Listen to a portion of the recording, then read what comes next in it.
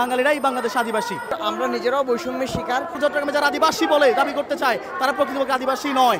ইদানিং পাহাড়ে আদিবাসী নামক একটি শব্দটি আমাদের মাঝে খুব বেশি পরিচিত হচ্ছে। একটা বিশেষ গোষ্ঠী তারা নিজেদেরকে আদিবাসী দাবি করছে, কিন্তু আমরা স্পষ্টভাবে বলতে চাই বাংলাদেশ আদিবাসী, বাঙালিরাই বাংলাদেশ আদিবাসী।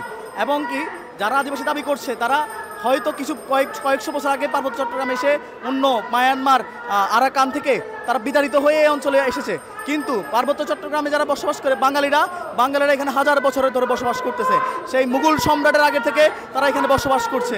তাই যারা পার্বত্য চট্টগ্রাম নিজেদেরকে আদিবাসী দাবি করছে, আমি বলতে চাই এটা একটা দেশবিরোধী ষড়যন্ত্র।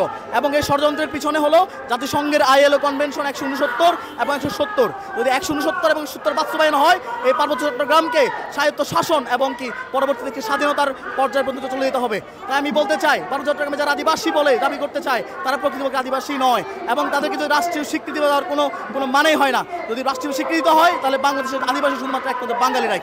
আন্দোলন করা মোটেও হচ্ছে যে রুচিপূর্ণ কোনো ব্যাপার না। তারপরও আপনারা জানেন পার্বত্য চট্টগ্রামের বর্তমানে কী অবস্থা। তো সেই অবস্থায় আমরা শুধু আমাদের অবস্থান পরিষ্কার করার জন্য যে আমরা নিজেরাও বৈষম্যের শিকার, সেটা জানান দেওয়ার জন্য আজকে শুধু আমাদের এই কর্মসূচি। তো আমরা মূলত আমাদের যে পার্বত্য চট্টগ্রামের বাঙালিরা কতটা বৈষম্যের শিকার সেটা জানানোর জন্য আমরা এখানে অবস্থান গ্রহণ করেছি। আপনারা জেনে অবাক হবেন, পার্বত্য চট্টগ্রামে বাঙালিদের শিক্ষার হার মাত্র 23%, যেখানে উপজাতিদের শিক্ষার হার 45% এবং বিশেষ করে চাকমা উপজাতিদের শিক্ষার হার 75% উপরে। আর কিছু কিছু জায়গায় সেটা 100%-এ পৌঁছে গেছে। এখন পার্বত্য চট্টগ্রামে আমি যদি আপনাকে পার্বত্য চট্টগ্রামে নিয়ে যাই, আপনি যদি জেলা পরিষদে যান, আপনি যদি খাগড়াছড়ি রাঙ্গামাটি মেডিকেলে যান বা যে কোনো একটা সরকারি দপ্তরে যান, আপনি দেখতে পাবেন সকল উচ্চ পর্যায়ে ব্যক্তিবর্গরা উপজাতি, বাঙালিরা সেখানে সর্বোচ্চ ঝাড়ুদার বা দারোয়ানের ভূমিকা কাজ করে। কিন্তু কেন?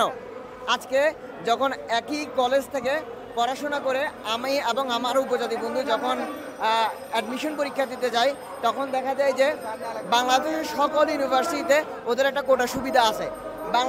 ওরা চাকরির ক্ষেত্রে কোটা সুবিধা পায়। ইভেন ওরা যদি পার্বত্য চট্টগ্রাম এবং আমরা যদি একই সাথে পার্বত্য চট্টগ্রামেও যদি চাকরির জন্য আবেদন করি, তারপরেও ওদের হচ্ছে যে সুবিধা বেশি থাকে। কিন্তু কেন? আমরা তো একই জায়গা থেকে পড়াশোনা করে আসছি। আবার পার্বত্য চট্টগ্রামে বৈষম্য এই পর্যায়ে পৌঁছাই গেছে যে পার্বত্য চট্টগ্রামের জেলা পরিষদের চেয়ারম্যান কখনো একজন বাঙালি হইতে পারে না। উন্নয়ন বোর্ডের চেয়ারম্যানের হওয়ার ক্ষেত্রে পার্বত্য চট্টগ্রামে উপজাতিরা বেশি পরিমাণ অগ্রাধিকার পায়। একজন বাঙালি কখনো টাস্ক ফোর্সের চেয়ারম্যান হইতে পারে না, একজন সার্কেল চিফ হইতে পারে না। কেন?